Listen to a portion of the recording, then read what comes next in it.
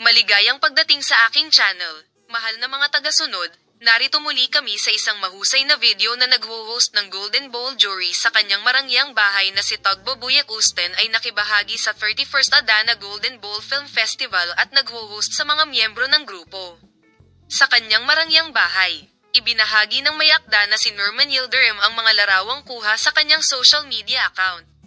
Ang aktres na si Tagbo Buyek Usten, na palaging nasa kanyang rich agenda at ang kanyang pag-iibigan sa aktor na si Engin Akurek, ay binuksan kamakailan ang mga pinto ng kanyang bahay sa Istanbul sa Aid Middle Bias magazine ng Dubai. Ang marangyang bahay ni Tuba Buyek Usten ay pinag-usapan ng ilang araw. Noong nakaraang araw, pinangunahan ni Buyek Usten ang miyembro ng hurado ng 31st Adana Golden Bowl Film Festival sa kanyang tahanan. Ibinahagi ng screenwriter at may akda na si Norman Yildirim ang mga sandaling iyon sa kanyang Instagram account. May upuan para sa pagbabahagi ni Yildirim, ha? Hindi niya ako tinanong, nag-iwan siya ng note. Patuloy kaming magbabahagi ng detalyadong impormasyon tungkol sa paksa. Patuloy na manood ng aming channel.